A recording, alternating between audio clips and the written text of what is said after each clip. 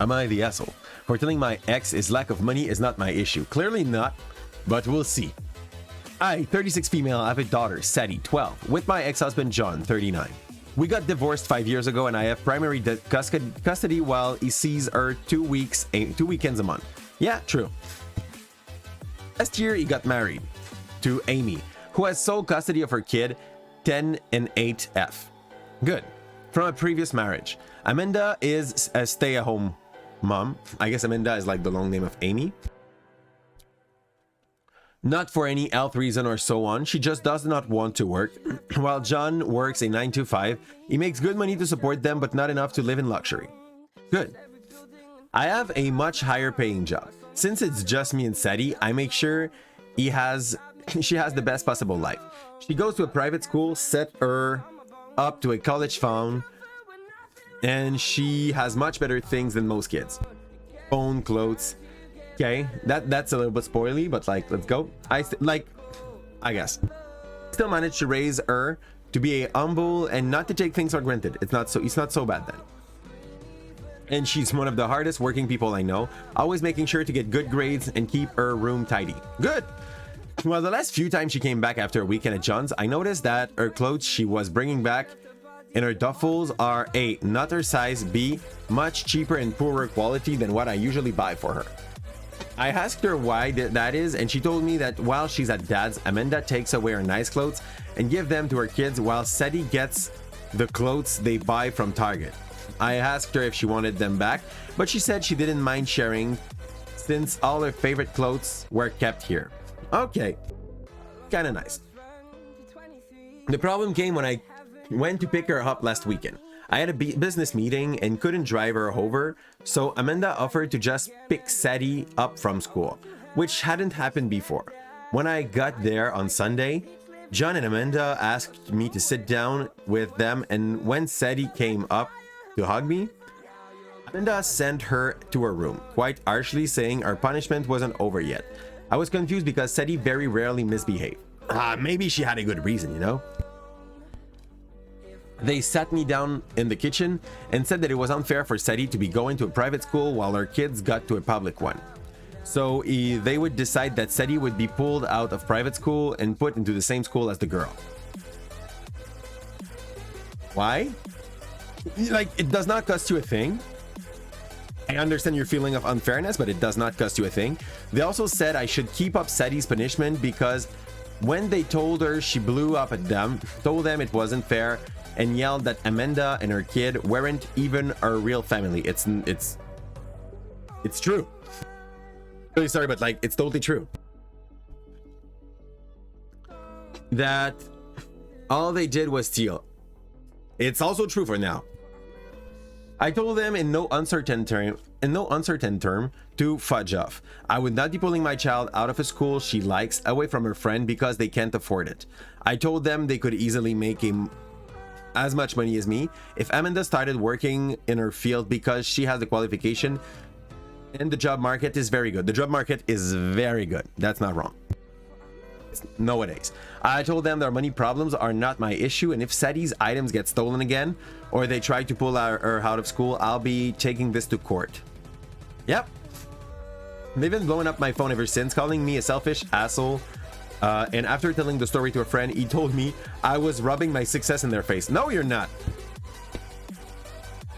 You're doing what you have to do, and you're spending a lot on your own child so that you give them the best chances.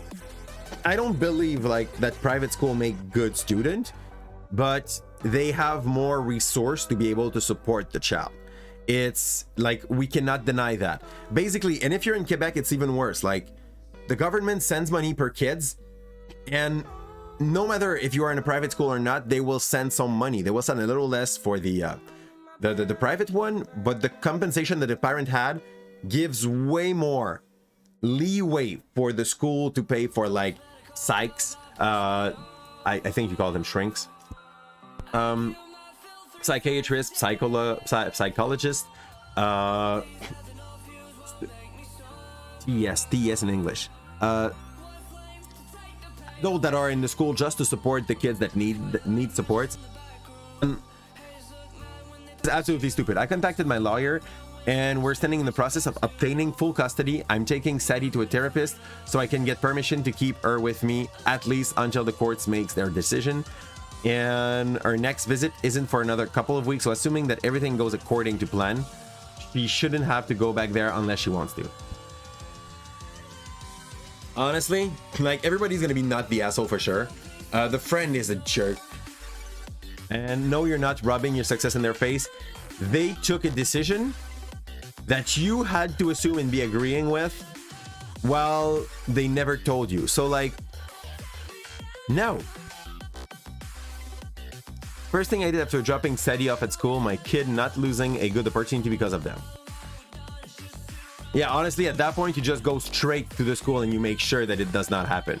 And you go with your kid, like confirming that it's her choice as well to be there. Father is weak and all around pretty terrible for trying to take away these opportunities for... It's basically its daughter too. I say yours because he is hardly acting like... That's fine. Yeah. I think it's pretty much done at that point. They're gonna get out.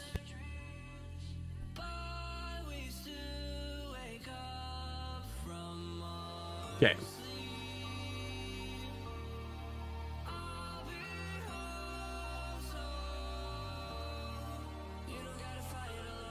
That would be...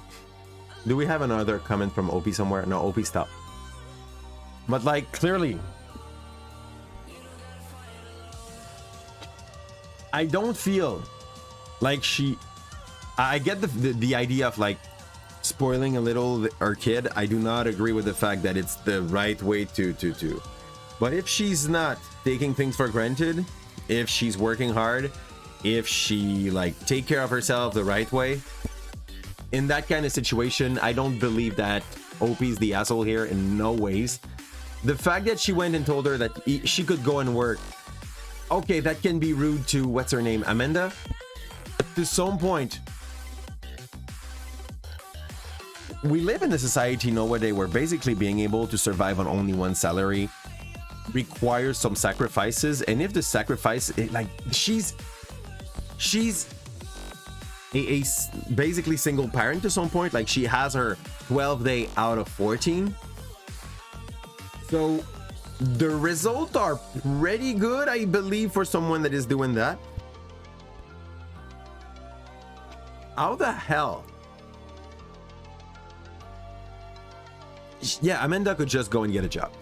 At that point, like, if the problem is that they do not have enough financial ability to support their kids or to offer them what the other kids have, and she wants to have the same thing, with 2 salary, they could easily catch up with what the OP is making. So, like, when you say Amanda is a rich poor, what do you mean by a rich poor? I'm confused. Like, there's what we have here is more a entitled parent kind of case than what we read yesterday. It's better in, like, that could go an entitled parent as much as an am I the asshole. That is absurd. And yeah, Amanda, like, okay, she wants the rich item, but she does not want to work for them. So, like, she has she's poor, but she has a I want to be rich mentality. I want what the other have, and if I can't have it, nobody's gonna have that. I mean, I'm not backing private school. That's really not my point here, but to some point, if someone can bring it, that's fine. Someone can, like, make the sacrifice needed to be able to get that for their kids. Putting your kid in a private school will cost you, like, up to, in Canada, up to 12K a year. Up to what I know, maybe more. So this is $1,000 per month. Those are sacrifices that the mom is doing there.